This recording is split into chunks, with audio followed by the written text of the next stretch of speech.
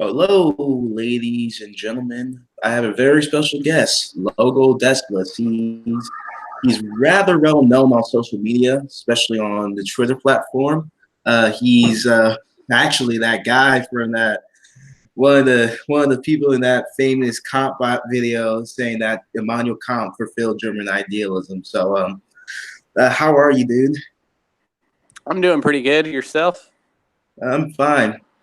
So, so you want to explain yourself a little bit? To explain your political background and leanings. Yeah.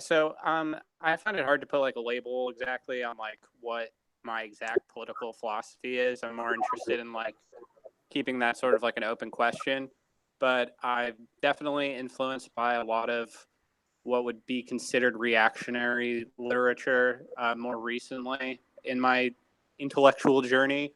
But my base is mostly in the American schools of like individualist anarchism and like minarchism, agorism, mutualism, Georgism, all of those fun 19th century ideologies. Okay, so just from a very from America, you seem to be a very American, pure-blooded American, if not so much European. But just what made you go more reactionary or more right wing over time? Like, what was this shift in your thinking? What was the cause of it, of your shift? It was mostly, I think, the domination of identity politics that has taken over. Well, it took over the left almost entirely. I would say I think that Occupy was the watershed moment when the progressive stack was unveiled, which essentially meant that like organization took a secondary status as opposed to like the ideology determining like which speakers are allowed to speak or like which voices, like the whole platform ideology that's so popular, deplatforming and platforming and all that. Okay. So it's kind of like, being like a straight white male kind of like jettisons you to like a very second class citizen in such circles. So naturally, like I also have like my leanings toward more of like individualist anarchists in general are considered reactionary, and a lot of like amongst like more of the communist leaning people. So like in general, like I'm interested in like Max Stirner and like Nietzsche and thinkers like this who are generally considered part of like a reactionary canon. Interesting. Yeah. Although Nietzsche, he was a reactionary. He has a very aristocratic view on the world in that sense. Yeah, but he was also a big reader of like Emerson, and he was very much against like anti-Semitism and very much would not have been a fan of Nazis. For instance, I believe Heidegger said that Ernst Jünger was like the greatest Nietzschean of their times, and he was one of the biggest critics of the Nazi regime. Although he was popular enough amongst it so that he could survive, he was a very adept at staying alive. Wait, Ernest Jünger or Martin Heidegger? Ernst Jünger. He used to he was very critical of Heidegger for joining the Nazi Party. No, actually, can you explain the story? Why did Heidegger join the Nazi Party? Well, there's a lot of theories, but it's mostly like it's like a reason why a lot of people would join it. In that it's like the sort of rootedness, right, or the like national idea, like the sort of like folk ideal. Like he sort of saw it, I believe, as like a return to like, I don't know, almost like Greek, like pre-Socratic like polis, but yeah. Because he was trying to look for a way for like technological society to like return to like a previous order, as opposed to like the main boogeyman at the time was the Bolsheviks. So he saw this as sort of like a way to avoid that fate. Yeah, he was. Only thing I know about Martin Heidegger as of right now is that he was very critical of the Americans and the Anglos and their culture and philosophy. Actually, he actually viewed viewed us more dangerous than the Soviet Union, ironically enough. Yeah, I mean that was a pretty standard like idea because you could look at this from like a Duginist perspective as them being like a land-based culture as opposed to like the more universalist like seafaring cultures. It's Spengler made the differentiation between the Teutonic form of socialism and like the pirate or like the Viking form of socialism, which he said was like what the Anglos had. Like the difference being that the role of the individual versus the like how would you put it, the not really the collective but more like the like union of a certain sort or of like a guild. Yes, like Prussianism and so Prussian socialism that was the work, right, by Spengler. Yes, very good read. 80. I only heard of that through a Australian YouTuber called Trudeau Tom. He has a really good stream about that, going over the difference between Spengler's critique of Marx and how Spengler ultimately viewed the world. Like he took away a very spiritual view of socialism and generally just life. He was a very spiritual guy.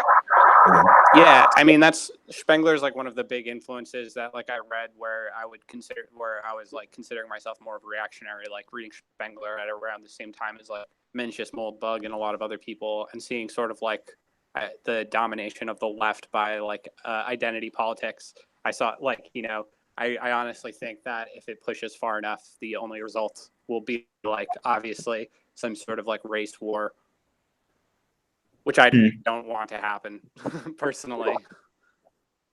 I think no one does, except maybe some alt-righters and accelerationists or right-wing accelerationists. Also, what's your like current take of the political climate and where it's heading towards, like with the especially during this era of Trumpism? I think that Trumpism's pretty played out at this point. I think that his original base has been pretty much replaced. I mean, probably a good amount of them are still around, but probably not too enthusiastically. Yeah, ironically, a lot of the never Trumpers, right, are now his most ardent defenders. You have people like Glenn Beck, who are like never Trumpers to the end, are now like some of his biggest supporters. So I think that his kind of cultural moment is over. I'm 100% in on Andrew Yang. I think that he is probably the best political candidate I've ever seen fielded in my lifetime. Andrew Yang, the guy that supports UBI, the Asian guy in the DNC. Yeah, 100%. He doesn't seem to be much of a contender right now. I have. Neither did Trump in 2015. Oh, that's a good point there. But. That's what I'm saying. Like, I think that Trump like blew the doors open for such candidates to come out of the woodwork. Like more of like outsiders. I think that he has a very good future ahead of him for this election. I'm looking forward to it. Yeah, although do you think Trump's still going to win 2020 overall, despite your ideal candidate? No? I think he'll win if he's up against someone like Bernie or something like that. I could see like a Kamala Harris win, unfortunately, just because of like the demoralization that would happen under such an election. But I think that the real like he'll win unless like Yang would win is what I believe. I believe he could be the next president. Yeah, the first Asian American president. Yeah, man. Yeah, let's see. Let's hope we won't turn out to be an Obama 2.0 or even worse. Well, what's more interesting about him is that he's not a politician, right? So he doesn't come with a lot of the baggage and like the sort of blackmail hierarchies that are imbued in our political establishment. Because like you can't get up that high through the political levers without like becoming indebted to a bunch of interests. But if you come from like the radical outside, then you could possibly be more free of such things. Yeah.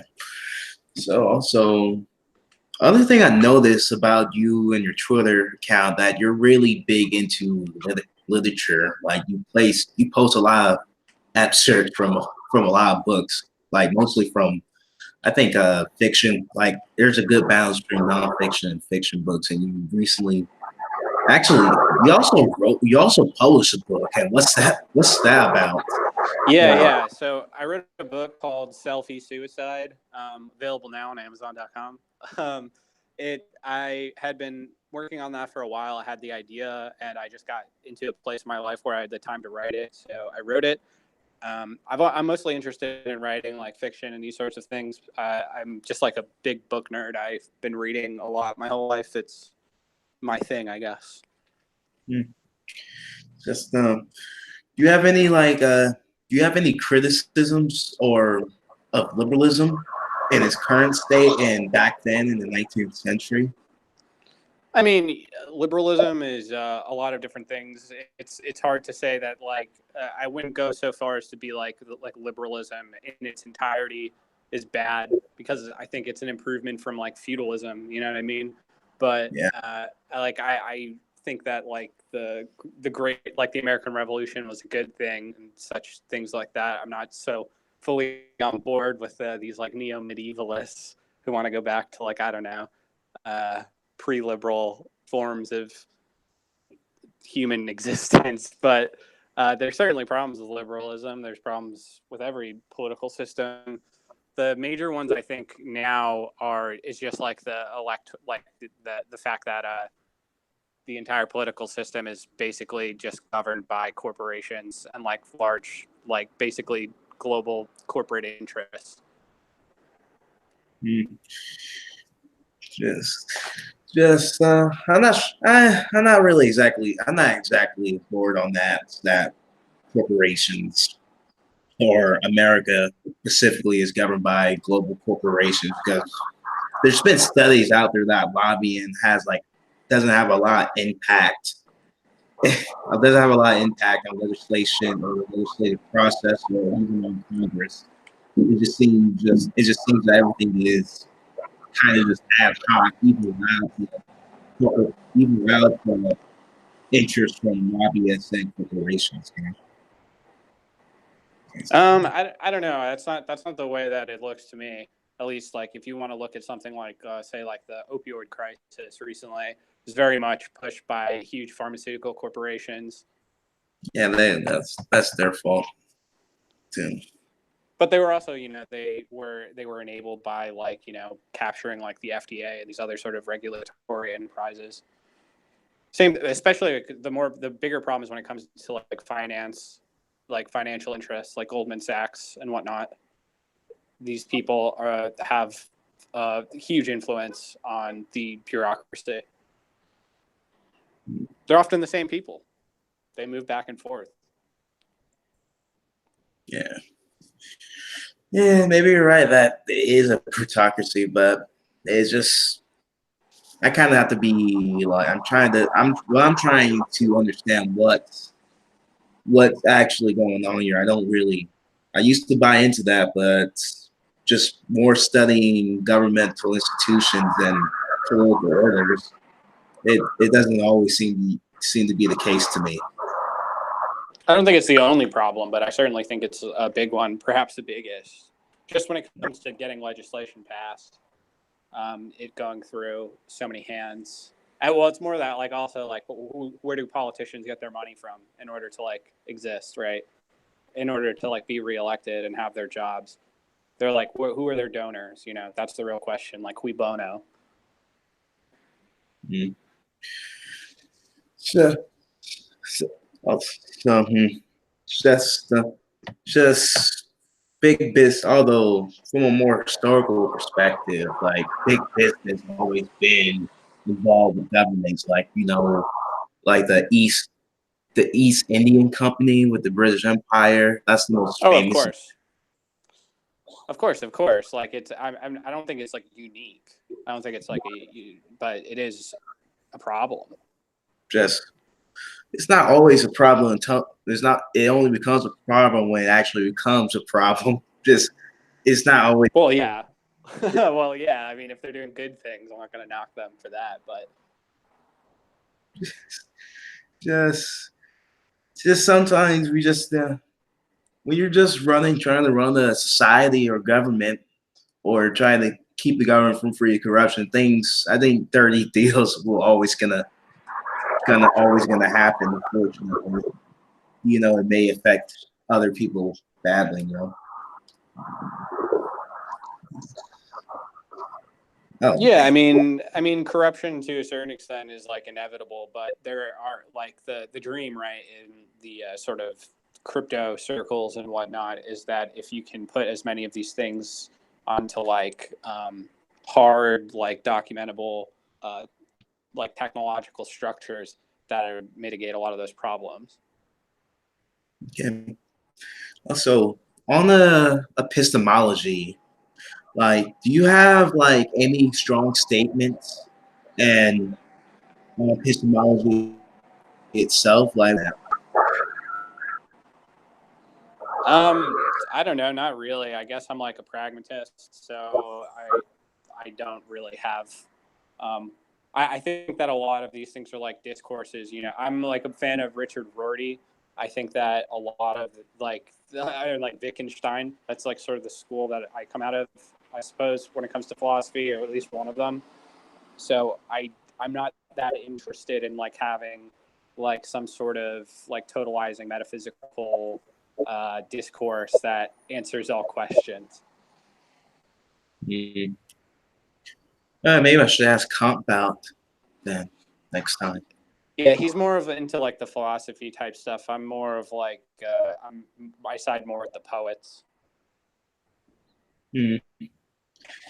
Just and also back on the climate, I uh, I more recently just sort of just realizing that despite everything, despite what we see on Twitter, despite what we see on social media, uh, I think the political left, is actually collapsing right before our eyes, or the centrist left, the center left is collapsing Oh no, before our eyes. absolutely. I think everyone sees that. Yeah, it's just more so with this rise. You see people like AOC and Bernie Sanders becoming more popular, and you see the neoliberals like Clinton and her acolytes just sort of just losing popularity. They have no like certain. They have no. They don't have a certain appeal to anyone anymore. That's what I'm noticing right now. Just Oh yeah, I mean, I think that's been happening for a long time though. I think that like I don't know. I guess being more involved in like anarchist circles, like when I was younger, like the WTO, riots and whatnot. I think were a good predictor of that. Especially and like the Iraq War, these sorts of things, like the neoliberal establishment going along with it. just it's just sort of weird where the right, even the center right. I'm just right now how the right. I'm just thinking right now how the right can achieve a major political victory right now. In fact, What would that be? What would that look like? well, What do you mean by that? well, heading to the 2020 election, I think we can expect a landslide victory for the Republican candidate. To be honest, like something similar in the 1980s with the election of Ronald Reagan, his first election of Reagan, or something similar like Nixon, his not second election, but first election, like seeing a lot of states going red, and we haven't seen that in this century, in this generation. I'm not so sure, to be honest with you, because I think that Trump won mostly because he won a lot of swing states, and I think that the people in the swing states, like his that sort of support is much lower than, say, in other parts of the country that are more likely to go red no matter what. Yes. And the Democrats are so hyped up on getting Trump out of office that I think they'll have a bigger voter turnout than you got with people voting for Trump. Mostly a lot of first-time voters and a lot of people who are just saying like, "What the fuck? Why not?" Like, I don't think that effect is still around anymore because we've already seen what you get. Just given like this era of political, almost petrol political polarization. It's just I'm just sort of just expecting this like this almost unifying moment, just America coming out this polarization that things will not look so ridiculous as they already is. You know, that's already is right now. I mean, that's why I think that Andrew Yang is a very good candidate because he has the same. He's appealing to the same issues that Trump was when he ran, except he's doing it from a more centrist perspective on other issues. So I think that he has a lot of crossover appeal and would probably win a lot. Like he has something that he's offering something that would benefit everyone universally, and I think that that is a very good policy to have to win a democratic election. You think UBI is a you think UBI is that big driver for him? That Absolutely, I think it'll define the conversation. As soon as it has a large enough mass of people thinking about this, and you have other people talking about it and considering whether or not it's a good or bad idea, and this becomes like the narrative that people are discussing and debating, I think that it'll be so entrenched in people's minds that it'll become the defining issue. what's your personal take on the universal basic income? I think it's going to happen no matter what. The question is, who do you want to implement it? And Or under how what terms? or how it's going to be implemented? That's the other bigger question. I mean, yeah, the question of who is the question of how, though, in my opinion. Because I think that you're either going to get this under someone with a more like reasonable take on it, or eventually the demographics are going to shift so that the Democrats capture like a super majority, and they're not going to necessarily do it in such a way, and like implement it in such a way that it would be a universal benefit. I could see, for instance, like racial reparations or things like that being the major thing, and that would then further entrench the divisions. As I said, like I think that there needs to be something sort of like universal in order to pull together from this society that's like literally could go towards like civil war. Well, with the decline of manufacturing jobs, with the decline of basically deindustrialization is kind of well, in the first place. Are you outside right now? Yeah, should I go in? I'll go inside. One sec. I was smoking a cigarette. All right, I'm in. Is that better? Yes, it is better. Okay. Just getting water right now. Okay, I'm back. Yeah, just with deindustrialization and our economy becoming a more knowledge based and informational base. Yeah, sure it makes UBI feasible in that situation, but even then, I'm still a skeptic of a universal basic income. Actually, to be honest with that, I kind of prefer a welfare state, to be honest, than a Well, we have that.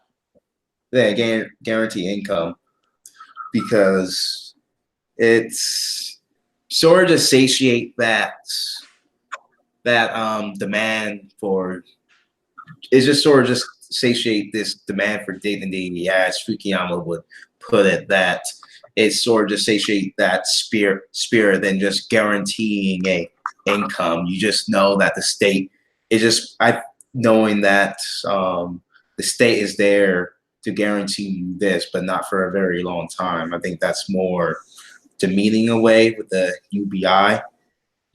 I disagree. I say I would almost disagree entirely. I think that the problem with welfare programs is that they are like capped. So you're literally stuck into, you either have to, you can like fail out of them. Like you could like succeed out of being able to get welfare. And so it literally just creates like ghettos of people who are just like on welfare and have no incentive to try to like do anything else, because if they actually succeeded, then they'd lose their benefits and they'd be in a worse spot, which is ironically sort of why these people who are on like welfare have it better off to a certain extent than people in like the lower middle classes who are not benefiting from these sorts of programs, but are also facing all of the challenges and like burdens of prices going up. Just my take on it is that I think we can fix the welfare state system. We can make it more accountable, more efficient. Just with UBI, I don't really see with a universal basic income. I don't really see a lot of people just accepting that immediately, like just accepting free money. They almost see work as a virtue. With the idea of welfare in America, you're not on it for a long time. You're just on it for you can get back on your feet and get a job. With the Yeah, but UBI, that's not really the reality of well, a welfare system. That's not well, really how it works. That's the idea, but that's not really how it works. I said America, specifically America, because I do think we got policies to get people off much quicker compared to the European welfare state system. Like we're still very anti-welfare, like in our American political culture overall. But Well, yes and no. I mean, it's also why you have such like a captured voting base amongst like the people who are like who are on like welfare to just continue to vote because they don't want their only benefits to be taken away. I mean, even on the right, like senior citizens love their socialized medicine and whatnot, and they consider it like a conservative principle in a strange way. I think that on the flip side, though, if you have a UBI, it's not really like welfare because it's applicable to everyone. So it's not just the sort of condescension of like, oh, like you're poor, so we have to give you money and like take care of you. But it just becomes like a natural part of the citizenship that everyone gets this thing, which I think is better than to like single out a specific subset of the population. okay. You have any you think you have any comments on the Georgism, since it sort of almost propose a similar system to UBI, or Yeah, there are I mean, I've similarities? always been interested in Georgism. It's sort of in like the same net of sort of like market anarchists or like I guess sort of like right leaning anarchists or like even centrist like anarchists, I suppose. What interests me about Georgism is like the same thing. I mean, Thomas Paine was very much influenced by Georgism, and he suggested the same sort of universal basic income at the founding of the American Republic.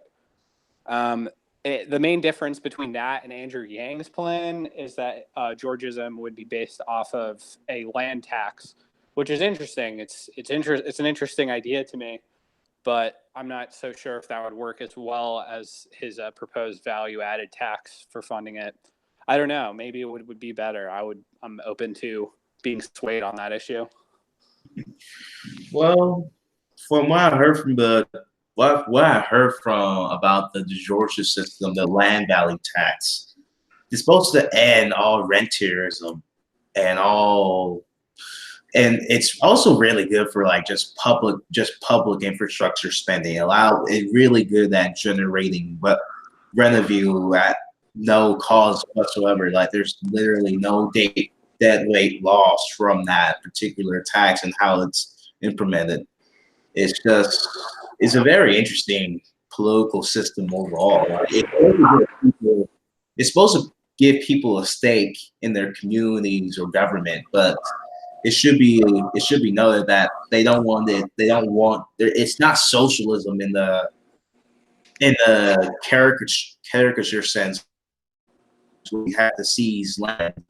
Is more so just making the land part of the community or part of the commons or whatever. From what I know of it. Yeah, I'm definitely interested in it. I think that it has a lot going for it.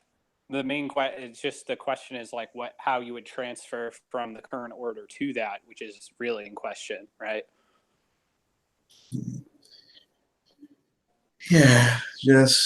universal basic income. Or you think there's a chance? Speaking of that, since Trump sort of just ran on a protectionist platform by like people are still losing manufacturing jobs in the Rust Belt and Middle America too. Just you think there's a chance or any chance that America will return to that state of the 1950s where people are almost guaranteed to get a manufacturing or an industrial job, or no? Like, or that's I just don't think that it could take on the same form. Like, I don't think that. I do think it's possible to have like reindustrialization to a certain degree, but I don't think that it'll be like I don't think any iPhone factories are going to move to America.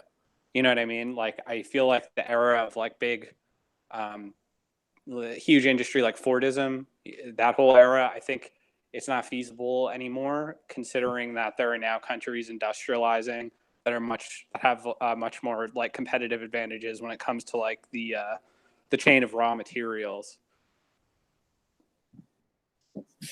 just it's just just an idea that many people, well, many conservative populists kind of have. Like, actually, do you have any takes on T- Tucker Carlson?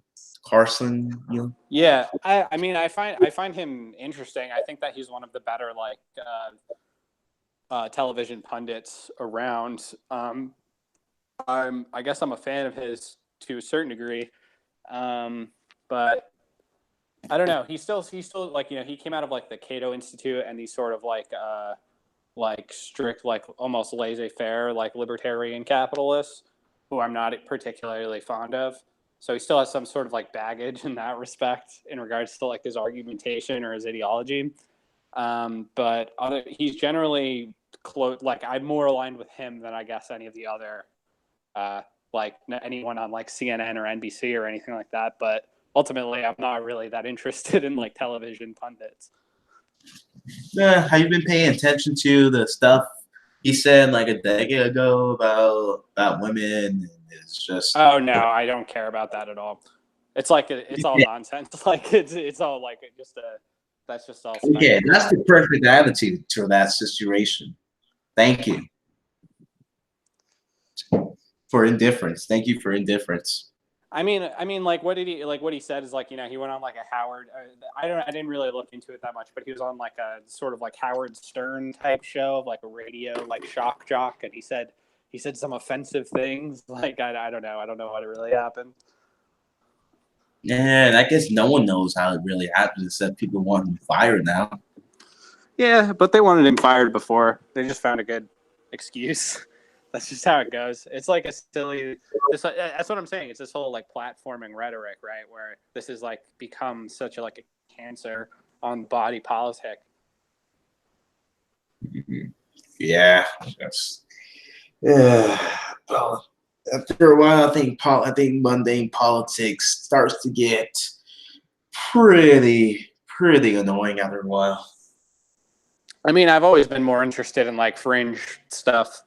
Like, I'm not a fan of like any of the major parties particularly.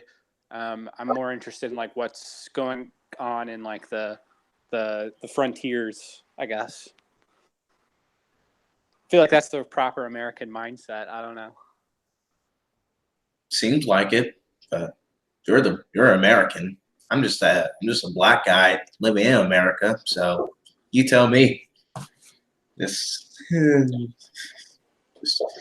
it's just strange times we're living in. I mean, it's every time is a strange time. This time is particularly interesting just for the technological phase shift. Is something that's like, I'm sure, I don't know how old you are, but I'm sure you remember like a time before like social media or like smartphones is like the main thing. Like when the internet was like the domain of like weirdos. I can't say I remember that time, but I can say I remember a time for a Twitter or a Facebook. Just I grew up in the early mid to in the 2000s, and it's for me in particular, it's kind of hard to remember uh, hard to remember a time without the internet or with the internet. Like I just grew up with the internet. Mm. Yes. I mean, the way I grew up is like I didn't get dial up or like internet in my house for a very long time. But then like it was about like in the mid 2000s, as you say, that it became like more of it's kind of tied almost to like the prevalence of like online gaming to a certain degree, also like the distribution of the internet. Like I lived in like a rural area, so we didn't really have good internet enough to do that. It was very slow. But I remember like people I knew who lived like in the suburbs, like family of mine who had much faster internet, like playing games online, and I was totally enthused by the prospect of that even being possible, and like Yeah. Wi-Fi and things like that coming in. And but it was really like 2008, I think, with or like whenever the iPhone came out, like 2006, but like 2008, by the time most people were starting to get one, I think that was like the biggest shift that we've seen. Like no one has an iPod anymore, you know? Like I remember having an iPod. It's like I'm already an old man because I've gone through. I remember having cassette tapes, CDs, and iPod, and now everything is just on a stream, and it seems to be pretty level at that. I don't know what the next step from streaming could be. Dude, who knows? Actually, speaking of technology, have you read Marshall McLuhan? Oh yeah, that's like a main thing that I'm like known for on Twitter. But I've read pretty much everything Marshall McLuhan wrote, and like a lot of the people who are in that sort of media ecology field. That's like more my stuff than like philosophy, I suppose. Hey, can you explain to me the global village? Is that Yeah. idea? So the global village is like it's rooted in something Wyndham Lewis wrote in his book America and Cosmic Man, which I've been suggesting everyone read now because it's very good. I think it's very telling for this century.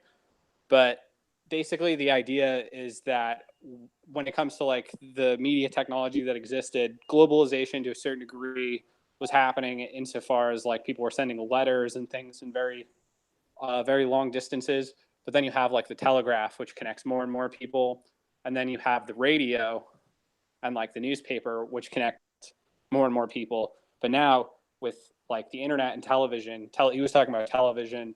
You have with television, you have the entrance of events that are happening very far away, but they're present, like the telepresence of these events. So, like for instance, like the Vietnam War was the first war that people like saw happening, as opposed to reading about or hearing about on the radio, which has like a lot of shifts in the way people responded to it. You know, they didn't like it. They became anti-war.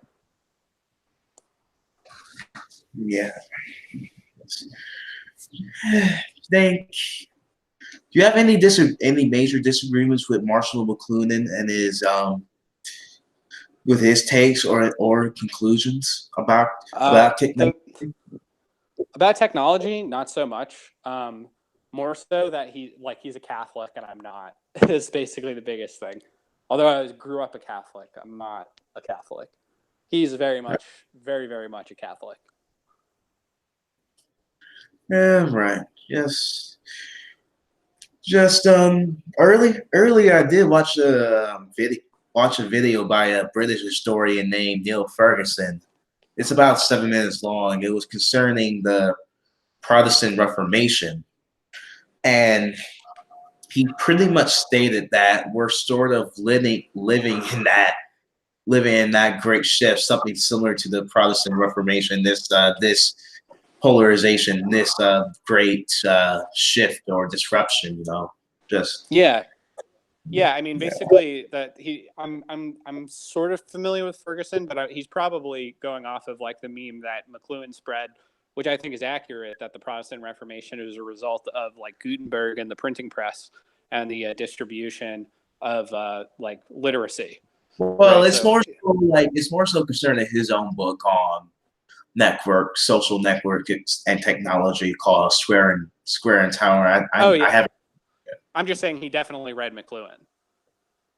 anyone writing about something like that has probably read McLuhan or read someone who's read McLuhan. But he's like sort of the origin of that idea for the most part. I mean, he had his own sources, but they're less well known.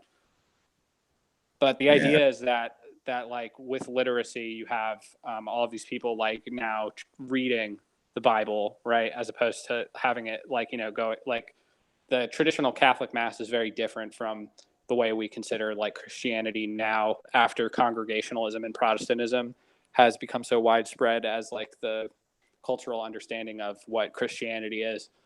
But people never really read the Bible very much. It was mostly about like ceremonies. But then you have people reading the Bible and they start saying like, well, are we really following what's in the Bible, It's just sort of just that interesting that these effects on technology sort of just had this impact on our sociology, our social revolution. Give me a minute. Yeah, I mean, I think that it's like the major force in like what is man but a tool-making creature, right? So our tools are what change us the most. Even if you consider like language a tool, like the invention of language, the invention of like pretty much everything is an invention or a tool to a certain degree. And these are the things that really determine the changes in society. Yes. Are you writing criticism on Marshall McLuhan and his conclusion and takes, or? I certainly have written a lot about that, like mostly like on Twitter. So I'm trying to like my next project is I'm trying to compile like my archives of tweets into like bunch of like aphorisms by category and writing sort of essays along with the same sort of themes that I usually explore. That's my next idea. That's the next book I plan to write. But I just put out my novel recently, so I have been sort of like in that zone. I've also like the whole Andrew Yang thing happening recently has been my core focus. I find it very interesting. I'm very, very much enthused by this.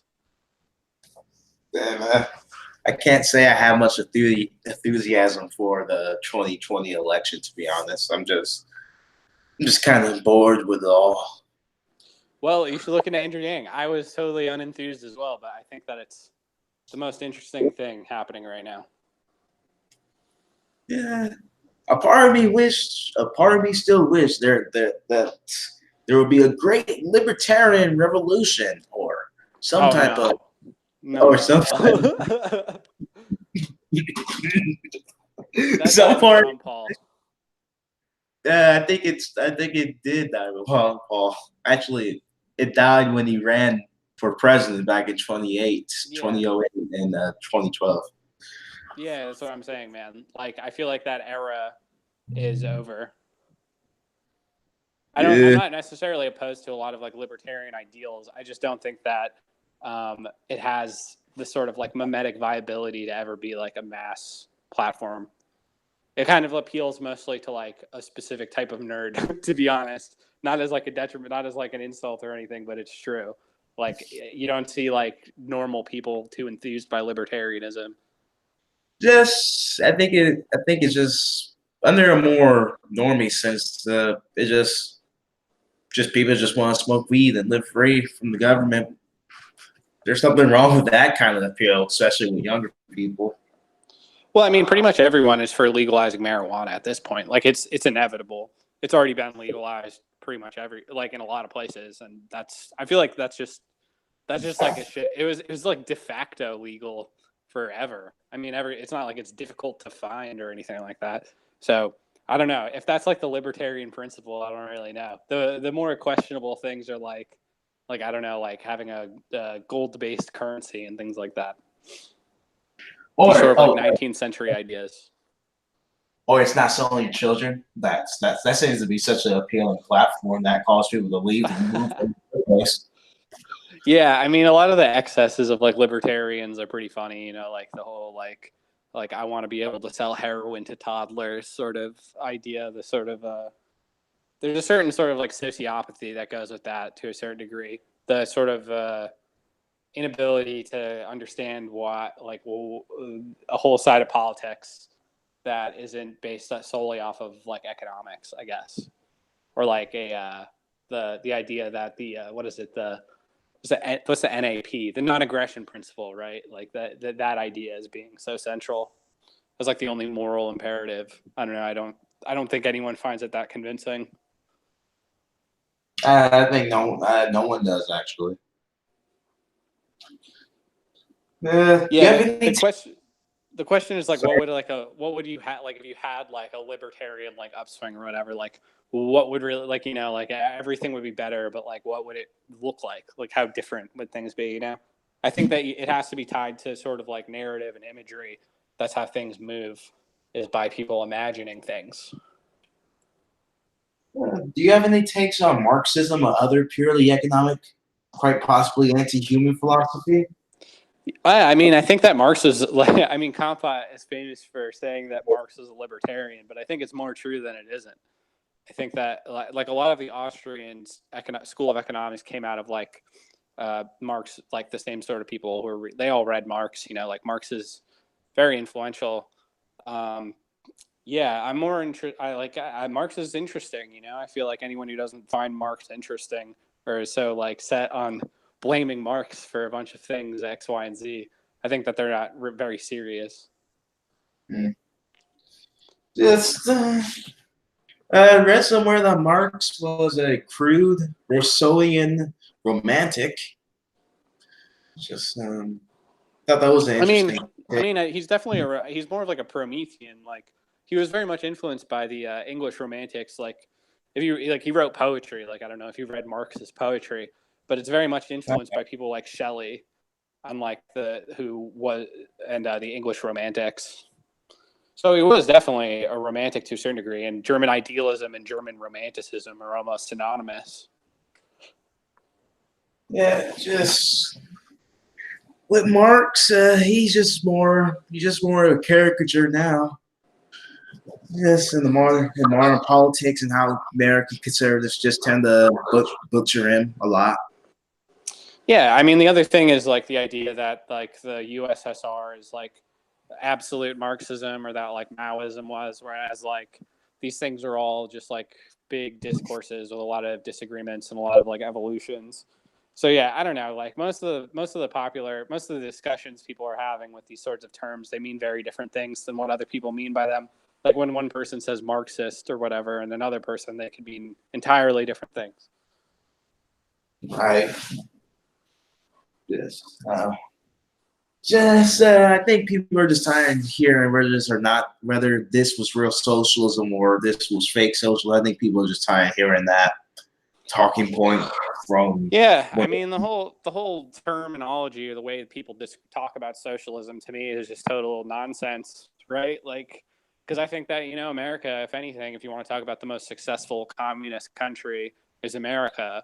Like we already had, like when people were talking about like the 1950s, they're really not that different than the people who are like Soviet nostalgists for the same time period under Stalinism.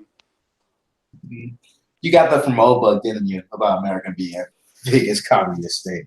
I mean, I think he's right about that, but I think that it's just bears out in a lot of other things. Like, I mean, we invented like the communes in the first place, like with the Brooks Farms and all these utopian communities that existed in like the 19th century, the early 19th century. And Marx was a big fan of Abraham Lincoln. He wrote for New York newspapers. Yeah. The great. The biggest one, I think, is that May Day, right? Like May 1st. It's like the big socialist day. No. Yeah, so May 1st or May Day is a very big celebration for people on the left, almost across the world, really. And it's commemorating an event that happened in America. We don't celebrate Labor Day on the same day because of that. But the sort of irony is that all these people are celebrating what was the Haymarket Affair in Chicago, which was a big labor riot. Oh, huh. I didn't know that. Yeah, see, like we have a lot of weird twists and turns. Like the Soviet Union, for instance, like Stalin's favorite book was The Last of the Mohicans by James Fenimore Cooper, who's like a big American writer. And you also love westerns too, Stalin. Yeah. Well, he always rooted for the Indians. Yeah, that's kind of a that's not really surprising. Yeah, and they translated a lot of American literature that was very popular in the Soviet Union. I mean, they named a lake after Jack London.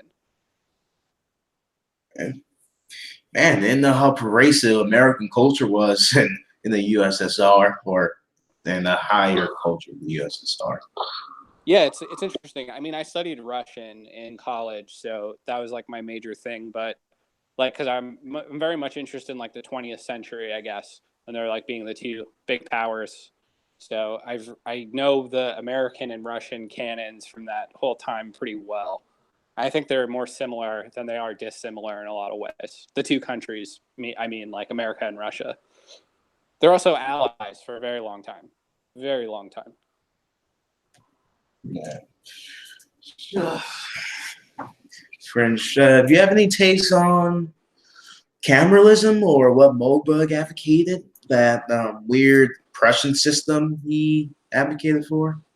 Yeah, I mean, I find it very interesting. Like I think honestly, it's very compatible with like a UBI system, right? If you consider all citizens as being like joint stock owners of the company that is the country, right? Then you would expect them to have some sort of income from being employees. I think it's an interesting idea. I mean, ironically, I think that a funny little irony in a lot of Moldbug is that as much as it is like sort of anti-American in its perspective, or like saying that like the American Revolution was a bad idea, for instance, in like in his gentle introduction, is that a lot of American, like most of American settlements were started as joint stock corporations. Like that's how it was the whole country started in a sort of way. I don't know. I've met Moldbug in real life, and we've had some discussions about this sort of stuff. He's a cool guy. Yeah. What he's like, Mr. Curtis Yowlin. He's what you'd expect, you know.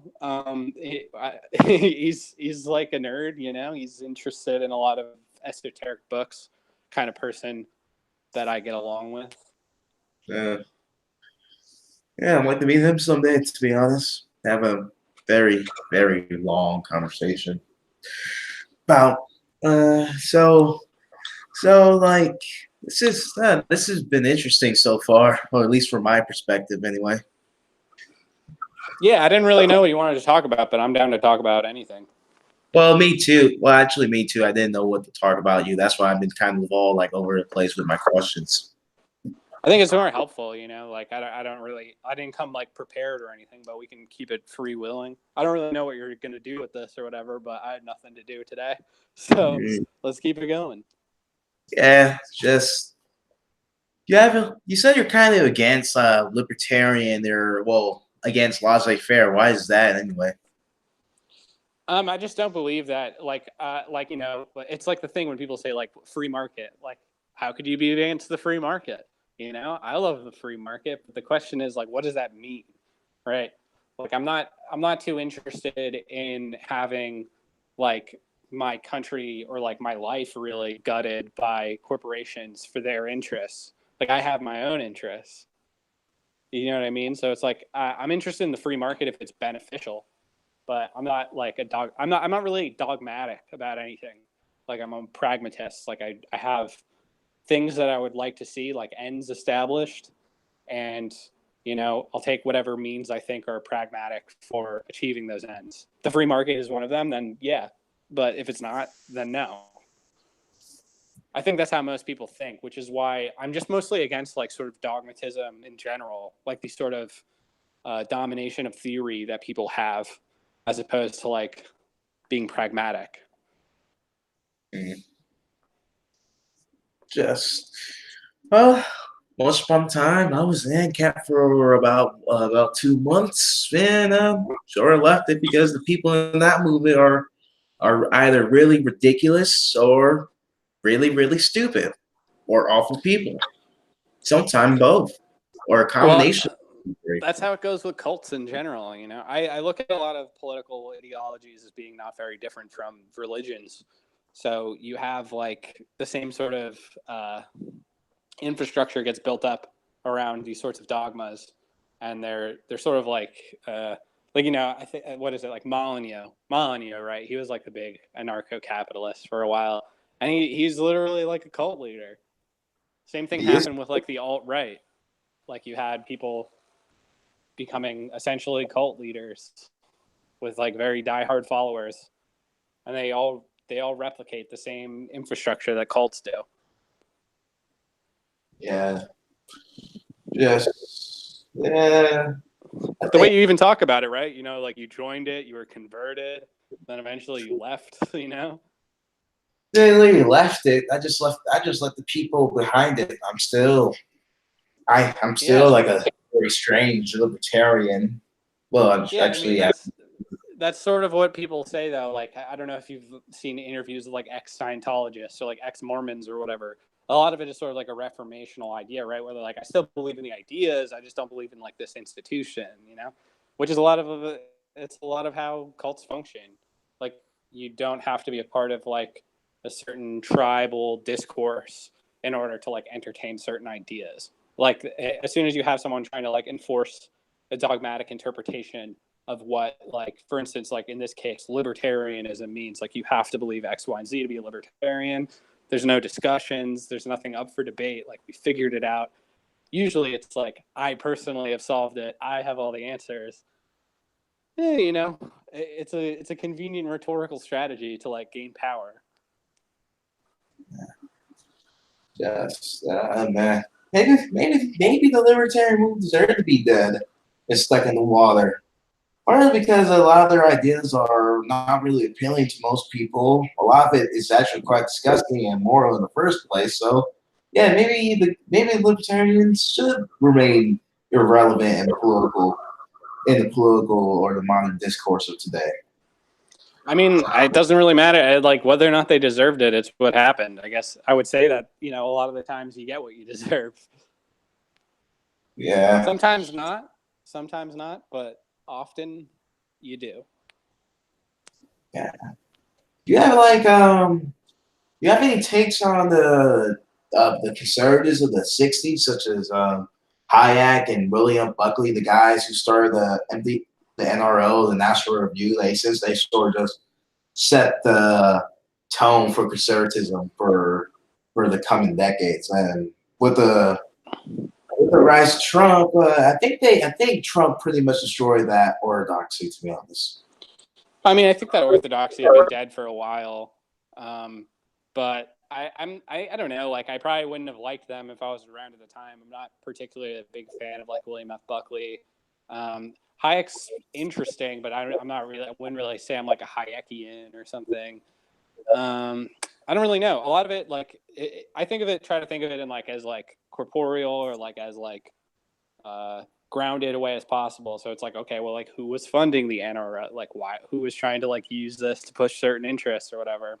And generally, I believe the NRO was funded in a lot of the ways, like the same thing with like the Paris Review, by the CIA. So I think that's my take on it.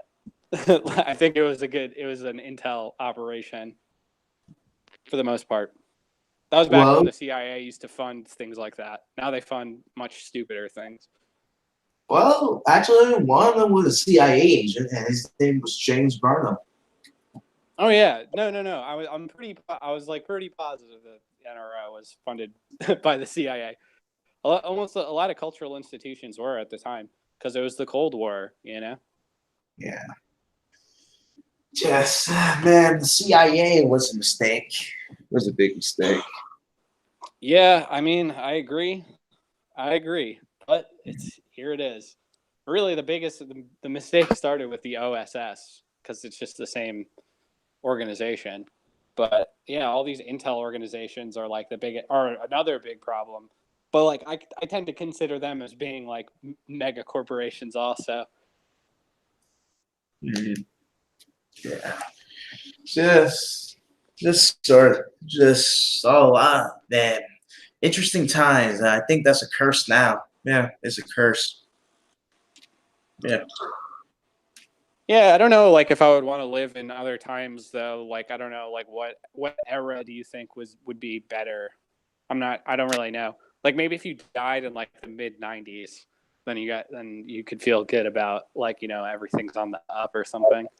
And no, the '90s were also terrible in some ways too. Since they sort of just gave the foundation, everything we're seeing right now. So Yeah. also, But it's the shoe hadn't dropped yet, right? Like everyone was still, Bill Clinton was president. Everyone thought everything was going to be great. then Monica Lewinsky happened. Actually, a bunch of things happened, especially East Europe. Oh yeah, I mean, so that's what I'm saying. You go back to any time, like when was it ever great, or when were things really good? Never, I don't maybe. know, never. I feel like it's just a lot of human beings. We have to deal with all sorts of new problems all the time. Nothing's ever solved, and nothing's ever over. Yeah. Let's see. We've been talking for an hour. I think I'm gonna end it here. All right, good talk. Okay. Thanks for whoever. Actually, no one watched this except one person. So thanks who's gonna watch this later on in their day. Thanks for coming on my channel, Logo. No problem. Everyone, buy my book. It's called Selfie Suicide. You could look up Logo Daedalus on Amazon.com. Buy 12 copies. Buy 100 copies. Give them to your friends. Throw them. Make a video of you burning a stack of them. Do whatever you want. Just buy some. Hey, as long as it's making you money, I guess you don't really care. All right.